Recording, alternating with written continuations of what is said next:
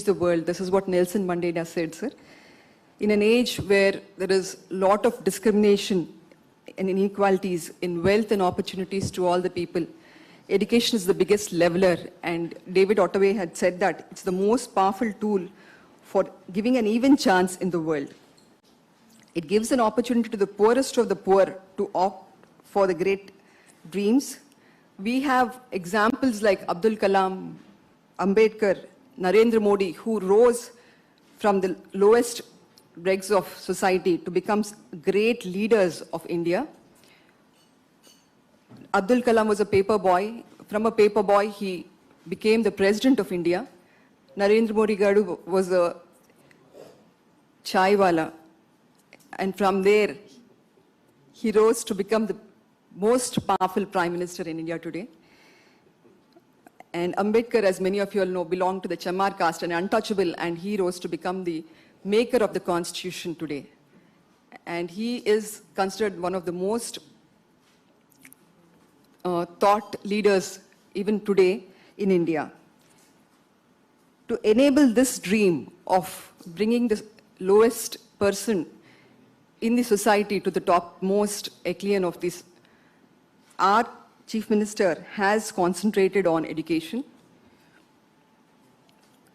Education, not only does it ensure prosperity to the individual, but also provides a vibrant, educated population, which will be the greatest asset in building a great Andhra Pradesh and paving the way to prosperity.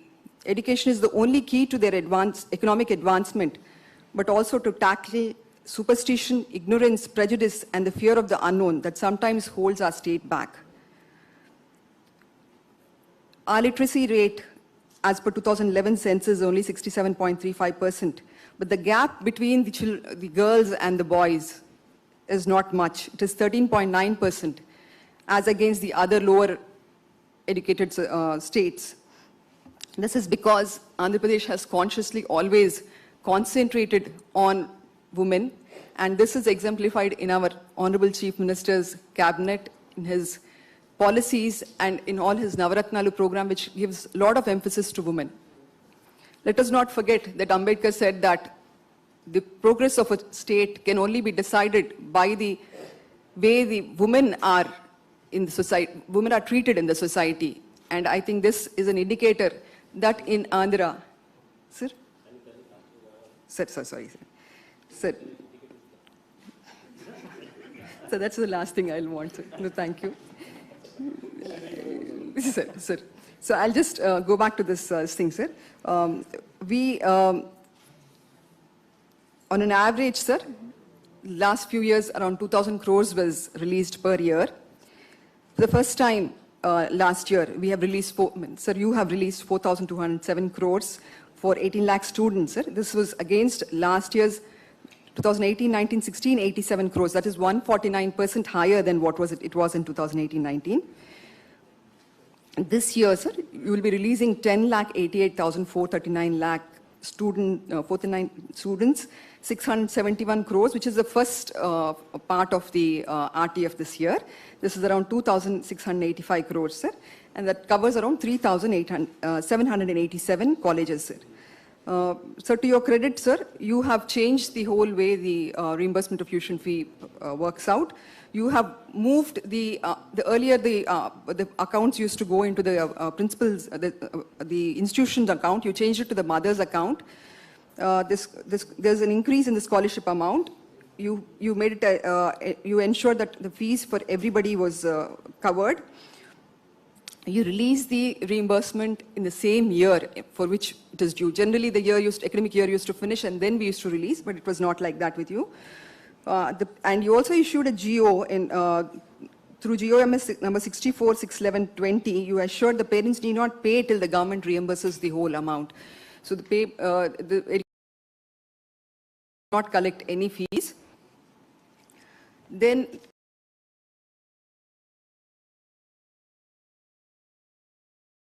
the ideal portal, the Government of India is using this as an ideal and saying this is how it should run in a paperless manner, the whole scholarship transactions. While while you have assured that all the eligible are covered, you have also ensured that the ineligible are not covered. We have now, through a paperless kind of inquiry through RTGS and CFMS, we have removed some 8,000 employees and who have, though they were are not eligible, they have managed to get the income certificate.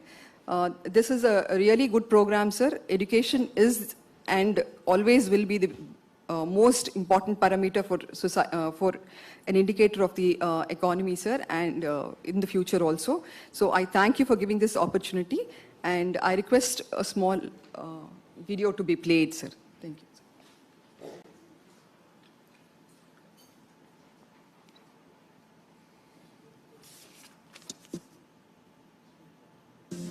పేదరికం పోవాలంటే పేద ప్రజలు ఉన్నత చదువులు చదివి తీరాల్సిందే అన్న తండ్రి సంకల్పాన్ని మున్ముందుకు తీసుకెళ్తున్న విద్యా వారధి మన జగనన్న.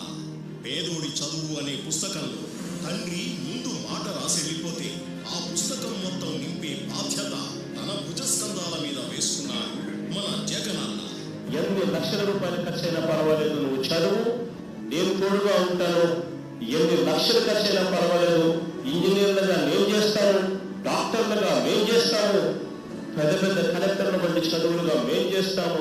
ఎన్ని ఆటంకాలు ఎదురైనా, ఎన్నేసి అవాంతరాలు ఎదురొచ్చినా, మరెన్ని కరోనా కఠిన పరిస్థితులు అడ్డుకున్నా, పేద విద్యార్థుల ఉన్నత విద్య మాత్రం ఆగకూడదన్న దృఢ చిత్తంతో వ్యవహరించే నాయకుడు మన జగనన్న. చెప్పింది చేస్తాడు, చేసేదే చెబుతాడన్న తన పేరును సార్థకం చేసుకుంటున్నారు మన జగనన్న.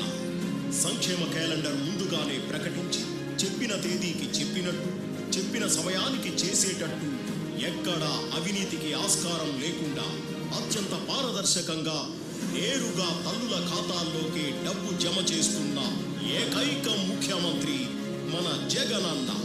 ప్రభుత్వ విద్యకే కానుకగా నిలుస్తూ నేను విన్నాను, నేను ఉన్నాను అనడం మాత్రమే కాదు, నేను చేసి చూపిస్తానని నిరూపిస్తున్నారు. దేశంలో మరెక్కడా లేని విధంగా కని విని ఎరుగని రీతిలో పూర్తి ఫీజు రీఎంబర్స్మెంట్ పథకం ప్రవేశపెట్టారు మన Jagananna.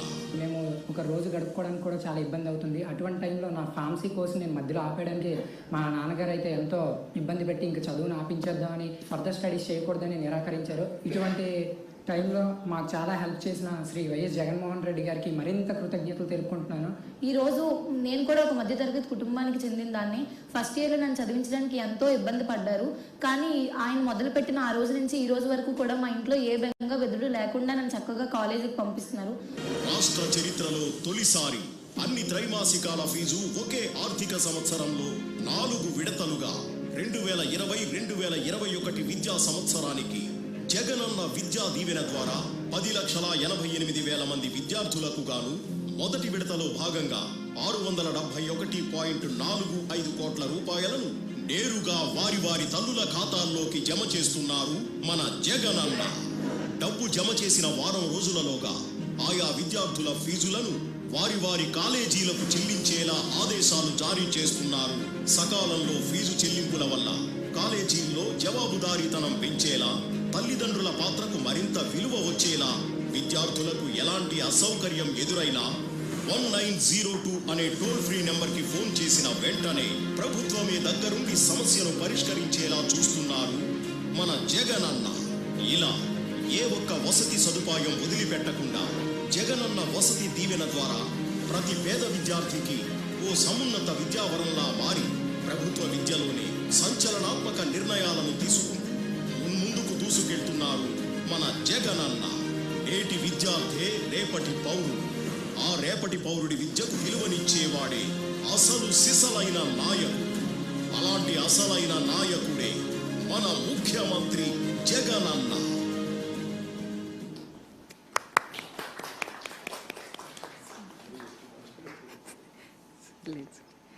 Sir, it reflects the thought process in the outside students also, sir. There are many students who tell us that they would not have continued but for the reimbursement of tuition fees, sir.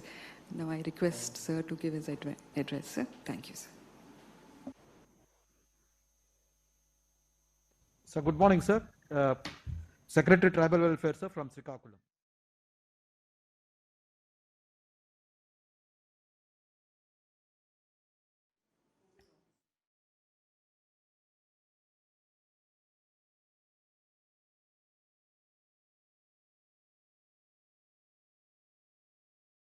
Year అని చెప్పి ఇక్కడ లేవు కాబట్టి video conference ద్వారా participate చేస్తున్నారని చెప్తున్నారా? నేను 2-3 విషయాలు మా చెప్పారు సార్. ఓకే కాదు తీసుకున్నప్పుడు అంటే ఈ ఆర్టీఎఫ్ అనే అమౌంట్ని తల్లుల అకౌంట్స్కి వేయాలి అని మీరు సమీక్షలు మాకు చెప్పినప్పుడు నేను అక్కడ సమీక్షలో భాగంగా నేను ఉన్నాను సార్. అంటే ఇది నిశ్శబ్ద విప్లవానికి నాంది కాబోతుంది సార్. ఇంకా తమరు ఆ రోజు మా సమీక్షలో చాలా క్యాజువల్గా మేము చెప్పినప్పుడు తమరు ఇమీడియట్గా చెప్పింది ఏంటంటే ఇక్కడ నుంచి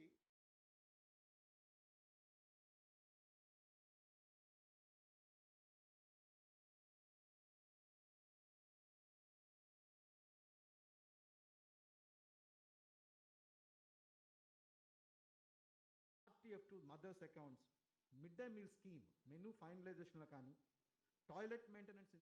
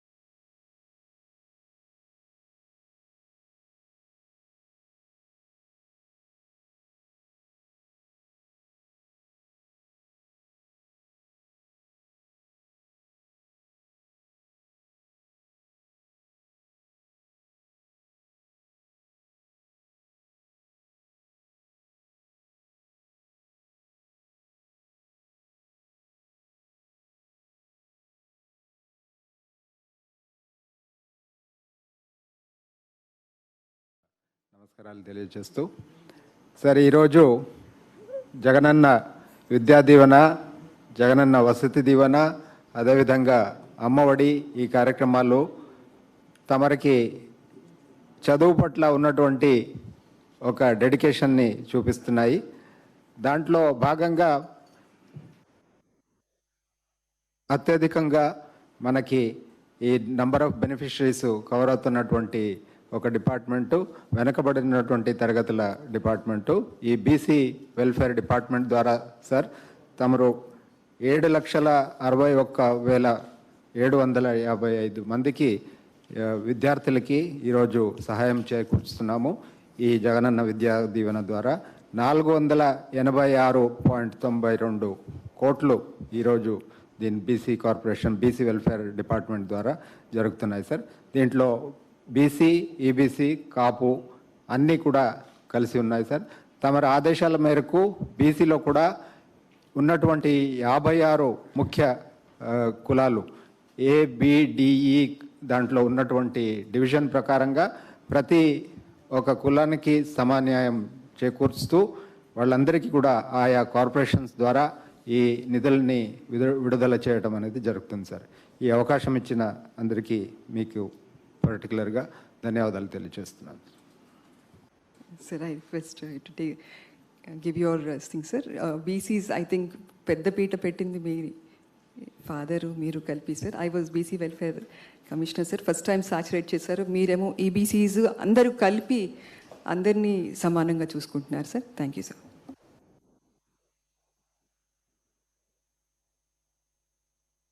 I think this is ఈ ప్రోగ్రాము అన్ని శాఖలు అంటే SC department, BC department, ST department అందరూ కూడా ఓన్ చేసుకుని అందరి జీవితాలు కూడా బాగుపడతా ఉన్నాయని చెప్పి బాహాటంగా ప్రతి సెక్రటరీ కూడా సంతోషంగా చెప్పే, ప్రతి మినిస్టరు ప్రతి సెక్రటరీ కూడా సంతోషంగా ఓన్ చేసుకొని చెప్పే గొప్ప కార్యక్రమం ఈ కార్యక్రమం. నిజంగా ఈ కార్యక్రమంలో పాలు పంచుకోవడం, ఈ కార్యక్రమం దేవుడు దయతో ఇంత గొప్పగా నా ద్వారా జరగడం దేవుడు నాకు ఇచ్చిన గొప్ప అదృష్టంగా భావిస్తూ ఉన్నాను. నిజంగా ఇంత మంచి కార్యక్రమం ఏప్రిల్ మాసంలో మొట్టమొదటి కార్యక్రమంగా చేయడం కూడా చాలా సంతోషాన్ని ఇస్తూ ఉంది. ఈ నెల 14న ఇటీవలే బాబాసాహెబ్ అంబేద్కర్ గారి జయంతిని కూడా జరుపుకున్నాం. భారత రాజ్యాంగాన్ని రాసిన కమిటీకి అధ్యక్షులు అంబేద్కర్ గారు. ఒక పేద కుటుంబంలో, ఒక దళిత కుటుంబంలో, అప్పటి సమాజంలో చదవటానికి కూడా వీల్లేని కుటుంబంలో పుట్టిన ఒక ఆయన ఎలా ఎదిగాడు అన్నది, చివరకు రాజ్యాంగాన్ని ఎలా రాశాడు అన్నది మన కళ్ళ ముందరనే కనిపించిన సత్యం. ఈ పరిస్థితి, ఈ మాటలు ఎందుకు చెప్పాల్సి వస్తూ ఉందేనంటే, చదువుతోనే మన జీవితాల రూపురేఖలు మారుతాయి. చదువుతోనే మనం పేదరికం నుంచి బయటపడగలుగుతాం. చదువు అన్నది నేను మనసా వాచ కర్మన నమ్ముతూ ఉండదు. చదువు అనేది నేను నా తమ్ముళ్లకు, నా చెల్లెమ్మలకు ఇస్తా ఉన్న ఒక ఆస్తి అని చెప్పి ఈ సందర్భంగా గర్వంగా కూడా చెప్తా ఉన్నాను. ఈరోజు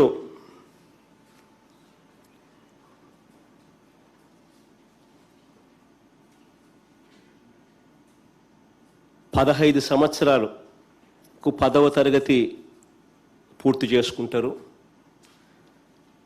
17 ఏళ్లకు ఇంటర్మీడియట్ పూర్తవుతుంది. 20-21 సంవత్సరాల మధ్య డిగ్రీ కూడా పూర్తి చేసుకుంటారు.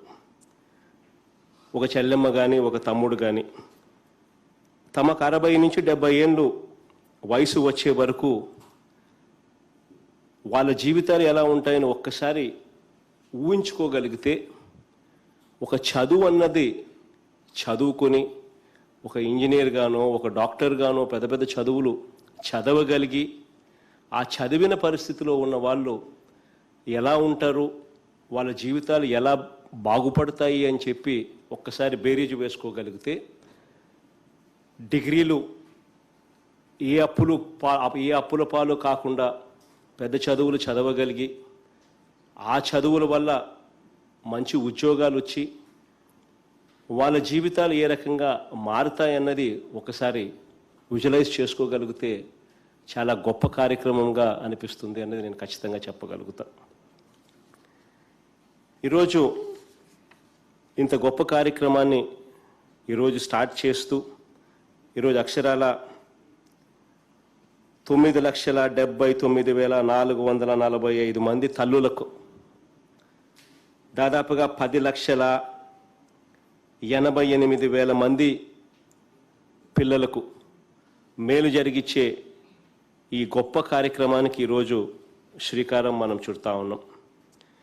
ఈరోజు అప్పట్లో నేను నా పాదయాత్రలో ఏదైతే నేను చెప్పానో, నా పాదయాత్రలో ఏదైతే 3,648 కిలోమీటర్లు సాగిన పాదయాత్రలో నా కళ్ళ ముందటనే జరిగిన కొన్ని ఘటనలను చెబుతూ తల్లిదండ్రులు, పిల్లలు ఇద్దరూ కూడా బాధపడుతూ చెప్పిన సన్నివేశాలను ఈరోజు నేను నెరవేరుస్తున్నాను అని చెప్పి సంపూర్ణంగా కూడా చెప్తా ఉన్నాను. నెరవేర్చడమే కాదు, నెరవేరుస్తూ వరుసగా 2వ సంవత్సరంలోకి కూడా అడుగులు పెట్టామని చెప్పి కూడా ఈ సందర్భంగా గర్వంగా కూడా ఈ కార్యక్రమాన్ని స్టార్ట్ చేస్తూ చెప్పగలుగుతా ఉన్నాం. ఈరోజు 671 కోట్ల రూపాయలతో ప్రతి త్రైమాసికానికి సంబంధించిన ఫీజులు అదే త్రైమాసికంలోనే, ఆ త్రైమాసికం అయిపోయిన వెంటనే ఇవ్వగలగడం కూడా ఒక చరిత్రలో మొట్టమొదటిసారిగా జరుగుతూ ఉన్న అంశమని కూడా చెప్తా ఉన్నాం. ఒకసారి మనం అధికారంలోకి రాకమునుపు ఒక్కసారి గమనించినట్లయితే, అధికారంలోకి ఫీజు రీయింబర్స్మెంట్కి సంబంధించి 2018-19కి సంబంధించిన బకాయిలు దాదాపుగా 1,880 కోట్ల రూపాయలు వదిలేసిన పరిస్థితి. ఫీజు రీయింబర్స్మెంట్ ఇచ్చేదే అరకొర, ఆ ఇచ్చే అరకొర కూడా ఇవ్వకుండా బకాయిలుగా 1,880 కోట్ల రూపాయలు బకాయిలు పెట్టిపోతే, ఆ బకాయిలను కూడా చిరునవ్వుతో తీసుకుని ఆ బకాయిలను తీర్చడమే కాకుండా 2018కి ముందు పెట్టిన బకాయిలు 2018-19కి సంబంధించిన బకాయిలు, దానికన్నా ముందు పెట్టిన బకాయిలన్నీ కూడా క్లియర్ చేయడమే కాకుండా 2019-20 విద్యా సంవత్సరానికి సంబంధించి పూర్తి ఫీజు రీయింబర్స్మెంట్ డబ్బును కూడా ప్రతి కాలేజీ యాజమాన్యానికి కూడా జమ చేయడం జరిగింది. మొత్తంగా 4,208 కోట్ల రూపాయలు నేరేడు సంవత్సరం పూర్తిగా కాలేజీ యాజమాన్యాలకు చెల్లించి పూర్తిగా బకాయిలు అనేటి ఎక్కడా కూడా లేకుండా చేశాం. మరి ఈ విద్యా సంవత్సరం కోవిడ్ కారణంగా డిసెంబర్లో కాలేజీలన్నీ కూడా స్టార్ట్ అయిన పరిస్థితులు మనకు అందరికీ కూడా తెలిసిన విషయమే. ఈ త్రైమాసికానికి డిసెంబర్లో మొదలైంది. ఈ 10,88,000 మంది విద్యార్థులకు మొదటి విడతగా ఈ తొలి త్రైమాసికానికి సంబంధించి 671 కోట్ల రూపాయలు ఆ పిల్లల తల్లుల ఖాతాల్లోనే ఈరోజు జమ చేస్తూ ఉన్నాం. ఇది గత సంవత్సరంతో పోలిస్తే గత సంవత్సరం 10,11,000 మంది పిల్లలకు మంచి చేసే కార్యక్రమం జరిగితే ఈరోజు ప్రభుత్వం సిన్సియర్గా, చిత్తశుద్ధిగా ప్రభుత్వం ముందుండి పేదలకు అండగా ఉంటా ఉంది అని చెప్పి ఒక నమ్మకం కలగడంతో నేడు సంవత్సరం 10,11,000 మంది పిల్లలు జాయిన్ అవుతే ఈ సంవత్సరం ఆ సంఖ్య 77,000 పెరిగి ఈ సంవత్సరం 10,88,000 మంది పిల్లలకు ఈ సంవత్సరం అది మేలు జరిగించే కార్యక్రమానికి ఈ సంవత్సరం జరుగుతూ ఉంది. ఏకంగా 9,79,445 మంది తల్లుల ఖాతాల్లోకి ఈరోజు నేరుగా ఈ డబ్బులు జమ చేయడం జరుగుతూ ఉంది. ఇవాళ నేను ఒక విషయం నేను చెప్పాలి. ఎందుకనంటే తల్లుల ఖాతాల్లోకే ఈ డబ్బులు ఈ సంవత్సరం నుంచి స్టార్ట్ చేస్తూ తల్లుల ఖాతాల్లోకే డబ్బులు జమ ఎందుకు వేస్తున్నామనంటే ఇంతవరకు గత ప్రభుత్వాలు ఎప్పుడూ కూడా బకాయిలు పెట్టుకుంటూ వచ్చేటి. కాబట్టి ఏ ప్రభుత్వానికి కూడా తల్లుల ఖాతాల్లోకి నేరుగా డబ్బులు వేసే ధైర్యం కూడా ఏ ప్రభుత్వానికి ఉండేది కాదు. ఎందుకనంటే ఇది ఒక రెస్పాన్సిబిలిటీ తీసుకుంటా ఉంది ప్రభుత్వం. పిల్లల చదువులు త్రైమాసికం అయిపోయిన వెంటనే తల్లుల ఖాతాల్లోకి డబ్బులు వేయడం, ఆ తల్లి చేతనే మరో 10 రోజుల్లోనే, వారం రోజుల్లోనే ఆ తల్లి చేతుల మీదగానే ఫీజులు వెళ్ళి ఆ తల్లే కట్టడం. ఇంతవరకు ఎప్పుడు కూడా ఏ ప్రభుత్వం కూడా ఇటువంటి ధైర్యం ఎప్పుడు చేయలేదు. ఎందుకంటే ఇటువంటి కమిట్మెంట్ తీసుకునేదానికి ఎప్పుడు కూడా ఏ ప్రభుత్వం భయపడే పరిస్థితి. కానీ ఆ పరిస్థితి మారాలి. ప్రభుత్వం తోడుగా ఉంది అన్న భావన తల్లులకు ఉండాలి, పిల్లలకు ఉండాలి, కాలేజీ యాజమాన్యాలకు ఉండాలి అనే ఉద్దేశంతో ఏకంగా ఆ పరిస్థితిని పూర్తిగా మారుస్తూ ప్రతి త్రైమాసికం అయిపోయే లోపల ఖచ్చితంగా తల్లుల ఖాతాల్లోకి డబ్బులు వేయడం, అదే తల్లి ఆ డబ్బులు అందిన వారం 10 రోజుల్లో అదే తల్లి కాలేజీకి వెళ్ళి కాలేజీ ఫీజులు ఆ తల్లే కడితే ఆ కాలేజీ జవాబుదారీతనం పెరుగుతుంది. ఆ తల్లికి ఆ పిల్లలు చదువుతున్న ఆ కాలేజీల్లో ఏదన్నా పరిస్థితులు బాగోలేకపోయినా, అక్కడ ఉన్న సదుపాయాలు బాగోలేకపోయినా, లేకపోతే తమ పిల్లల బాగోగుల గురించి ఎలా ఉన్నారు, ఎలా చదువుతున్నారు అని తెలుసుకునే పరిస్థితులు కూడా ఏర్పడతాయి. ఏదైనా తల్లి అక్కడికి వెళ్ళి తల్లి తండ్రి అక్కడికి వెళ్ళి తమ ఫీజులు కట్టేటప్పుడు కాలేజీల్లో వసతులు బాగలేవు అని అంటే వెంటనే కాలేజీలను నిలదీసే పరిస్థితి కూడా ఉంటుంది. ఆ కాలేజీలకు చెప్పినప్పటికీ కూడా అక్కడ బాగోగులు బాగోలేకపోతే 1902 అన్న నెంబర్కు ఫోన్ చేస్తే ప్రభుత్వం వెంటనే స్పందించి ఆ కాలేజీల్లో ఆ సదుపాయాలన్నీ కూడా మెరుగయ్యేట్టుగా చర్యలు తీసుకుంటుంది. ఆ కాలేజీల్లో పరిస్థితులను కూడా మెరుగయ్యే విధంగా కూడా ప్రభుత్వం అడుగులు ముందుకు వేసి చర్యలు తీసుకుంటుంది. ఇవన్నీ జరగాలి. కాలేజీల్లో కూడా జవాబుదారీతనం రావాలి. తల్లులు కూడా తామే వెళ్ళి ఫీజులు కడితేనే అది జరుగుతుంది అనే ఉద్దేశంతో నేరుగా తల్లుల ఖాతాల్లోకే నేరుగా ప్రతి త్రైమాసికం వాళ్ళ ఖాతాల్లోకే డబ్బులు వేసి ప్రతి త్రైమాసికం అయిపోయిన తర్వాత ఆ తల్లులే కాలేజీలకు వెళ్ళి వాళ్ళ పిల్లలు ఎలా చదువుతున్నారో గమనించి కాలేజీల్లో సదుపాయాలు ఎలా ఉన్నాయో కూడా గమనించుకునే అవకాశం కల్పించాలి. తల్లులకు కాలేజీలను ప్రశ్నించే పరిస్థితి రావాలి.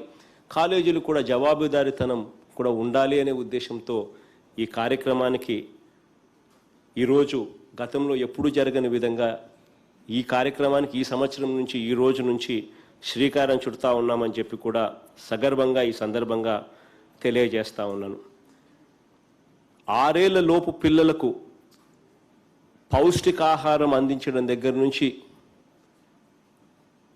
ఒక్కసారి మొదలు పెడితే 6 ఏళ్ల లోపు కన్నా మునుపే 3 ఏళ్ల లోపు పిల్లలను కూడా అంగన్వాడీలో చేర్చడం దగ్గర నుంచి మొదలు పెడితే వాళ్ళ ప్రతి అడుగులోనూ ప్రభుత్వం వాళ్ళకు మంచి ఎలా చేయాలి అని చెప్పి ఆరాట పడుతూ ప్రభుత్వం అడుగులు ముందుకు వేస్తూ ఉన్నట్టుగా కనిపిస్తుంది. ఈరోజు 3 ఏళ్ల పిల్లలు చదువుతూ ఉన్న అంగన్వాడీ కేంద్రాలను పూర్తిగా కూడా రూపురేఖలు మారుస్తూ ఉన్నాం. ప్రీ ప్రైమరీ బడులుగా ఇంగ్లీష్ మీడియం చదువులకు నిలయంగా అంగన్వాడీ కేంద్రాలను ప్రీ ప్రైమరీగా మారుస్తూ అడుగులు వేయడం మొదలుపెడితే పౌష్టికాహారం పిల్లలకు బాగా అందితేనే 6 ఏళ్ల లోపే 85% మెదడు డెవలప్మెంట్ అనేది జరుగుతుంది అనే ఉద్దేశంతో అక్కడి నుంచి ఆహారం సంపూర్ణ పోషణంతో కూడా మొదలుపెట్టి ఇంగ్లీష్ మీడియం ప్రీ ప్రైమరీ స్కూల్స్తో కూడా మొదలు పెడితే దాని తర్వాత స్కూళ్ళల్లో కూడా పూర్తిగా కూడా రూపురేఖలు మారుస్తూ నాడు నేడు ప్రోగ్రాంతో స్కూళ్ళన్నీ కూడా రూపురేఖలు మార్చడం, ఇంగ్లీష్ మీడియం చదువులు తీసుకొని రావడం, ఇంగ్లీష్ మీడియం చదువులు తీసుకొని రావడమే కాకుండా గోరుముద్ద అనే రోజుకొక మెనూతో గోరుముద్ద అనే కార్యక్రమంతో తీసుకొని రావడం, ప్రతి అడుగులోనూ కూడా పిల్లలకు ప్రభుత్వం తోడుగా ఉంది, ఆ పిల్లలకు వాళ్ళ మేనమామ తోడుగా ఉన్నాడు అని చెప్పే భావన ప్రతి అడుగులోనూ కూడా కల్పిస్తూ వస్తూ ఉన్నాం. చివరికి ఆ పిల్లలు బ్యాగులు తీసుకొని పోయే స్కూలుకు బ్యాగులు తీసుకొని పోయే పరిస్థితిలో కూడా ఆ బ్యాగ్ ఇవ్వడం, ఆ బ్యాగ్ క్వాలిటీ కూడా ఎలా ఉందని చూడడం, ఆ టెక్స్ట్ బుక్కుల దగ్గర నుంచి నోట్ బుక్కుల దాకా ఆ పిల్లలకి ఇవ్వడం, షూస్ బెల్ట్ దగ్గర నుంచి అన్నీ కూడా సమకూర్చడం, యూనిఫామ్ దగ్గర నుంచి అన్నీ సమకూర్చడం, చివరికి ఆ పిల్లల్ని ఇంగ్లీష్ మీడియంలో ఇంకా బెటర్గా తయారు చేయాలనే ఉద్దేశంతో ఏకంగా ఇంగ్లీష్ మీడియానికి సంబంధించిన ఒక డిక్షనరీని కూడా అదే కిట్లో పెట్టి విద్యా కానుకగా సప్లై చేయడం దగ్గర నుంచి మొదలు పెడితే పిల్లలు రేపొద్దున చదువుల గురించి ఇబ్బంది పడకూడదు, తల్లిదండ్రులు అప్పుల పాలయ్యే పరిస్థితి చదువుల వల్ల రాకూడదు అనే ఉద్దేశంతో ఆ పిల్లలను చదివించే బాధ్యతగా పూర్తి ఫీజు రీయింబర్స్మెంట్ బాధ్యత కూడా మనమే తీసుకుని కాలేజీలకు వెళ్ళేసరికి ఆ పిల్లలను విద్యా దీవెన కింద ప్రతి అడుగులోనూ ఆ పిల్లలకు సపోర్ట్ చేస్తూ ఆ విద్యా దీవెన ఒకటే సరిపోదు, ఇంజనీరింగ్ చదవాలన్నా డిగ్రీలు చదవాలన్నా వీళ్ళు ఎక్కడికో వెళ్ళి చదవాల్సిన పరిస్థితి వస్తుంది. అక్కడికి వెళ్ళినప్పుడు వాళ్ళు బోర్డింగ్ లాడ్జింగ్ ఖర్చులు కూడా ఇబ్బంది పడే పరిస్థితి ఆ పిల్లలకు రాకూడదు, ఆ తల్లిదండ్రులకు రాకూడదు అని వసతి దీవెన కార్యక్రమం కూడా తీసుకొని వచ్చి ప్రతి అడుగులోనూ 3 ఏళ్ల పిల్లాడి దగ్గర నుంచి ఆ పిల్లాడు ఇంజనీరింగ్ డిగ్రీ అయిపోయేదాకా కూడా ప్రతి అడుగులోనూ కూడా ఆ పిల్లాడికి తోడుగా ఉంటూ ఆ అక్క చెల్లెమ్మలకు అండగా ఉంటూ ఆ కుటుంబ సభ్యుడిగా తోడుగా ఉంటున్నందుకు సంతోషంగా గవర్నమెంట్ ప్రతి అడుగులోనూ వాళ్లకు రకరకాల స్కీములతో తోడుగా ఉంటుందని చెప్పి సంతోషంగా ఈ సందర్భంగా తెలియజేస్తా ఉన్నాను.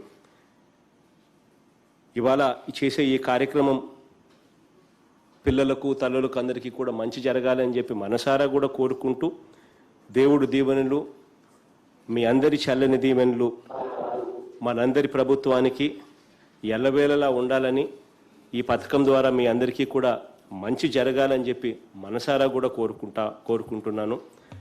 ఈ సందర్భంగా ప్రతి అక్కకు కూడా ప్రతి చెల్లెమ్మకు కూడా ఈ 9,79,445 మంది పిల్లల తల్లులకు అందరికీ కూడా లేఖలు కూడా రాశాం. ఈ 4 దఫాల్లో మనం ఫీజు రీయింబర్స్మెంట్ ఎప్పుడెప్పుడు ఇస్తాము, ఏ నెలల్లో ఇస్తాము, ప్రతి త్రైమాసికం తర్వాత ఏ రకంగా ఫీజులు ఇస్తాము అని చెప్పి కూడా లెటర్లో డేట్లతో సహా నెలలతో సహా రాశాము. తర్వాత వసతి దీవెన కూడా ఎప్పుడు ఏ నెలల్లో ఇస్తామని కూడా అది కూడా క్లియర్ కట్గా లెటర్లో రాశాము. ఏప్రిల్లో 1 నెల, డిసెంబర్లో 1 నెల అని చెప్పి అది కూడా రాయడం కూడా జరిగింది. కాలేజీలకు వెళ్ళి మీరు ఏదైనా ఇబ్బందులు పడితే 1902 నెంబర్కు కూడా ఫోన్ చేస్తే ఏ రకంగా ప్రభుత్వం తోడుగా ఉంటుందని చెప్పి కూడా ఆ లేఖలో కూడా రాయడం జరిగింది. ఈ ఫీజు రీయింబర్స్మెంట్కి సంబంధించి ఎవరికైనా కూడా ఎక్కడైనా కూడా ఏదైనా ప్రాబ్లం ఏదైనా ఉండి ఏదైనా పలాని వాళ్ళకి ఎక్కడైనా కూడా ఏదైనా అన్ని రకాలుగా అర్హత ఉండి కూడా పొరపాటున ఏదైనా మిస్ అయిపోయింది అని చెప్పి ఎక్కడన్నా ఎవరికైనా అనిపిస్తే దయచేసి ఎవరు కూడా గాబరా పడవలసిన పని లేదు. అందరూ ఎవరైనా కూడా 1902 నెంబర్కు ఫోన్ చేస్తే వాళ్ళకు కూడా ఏదైనా పొరపాటున, నాకు తెలిసి ఎక్కడా కూడా మిస్ అయ్యిండదు, ఎక్కడైనా పొరపాటున కూడా ఏదైనా జరిగింటే కూడా దాన్ని కూడా రిపేర్ చేస్తామని కూడా ఈ సందర్భంగా కూడా అందరికీ తెలియజేస్తూ మీ అందరికీ కూడా మంచి జరగాలని మనసారా కోరుకుంటూ దేవుడి దయ మీ అందరి చల్లని దీవెనలు ఎల్లవేళలా ఆశిస్తూ కోరుకుంటూ ఈ కార్యక్రమాన్ని ప్రారంభిస్తాము.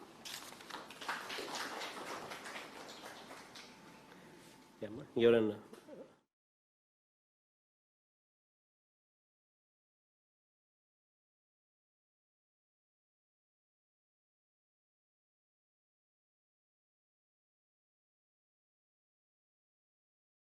Subscribe to our channel by clicking the subscribe button.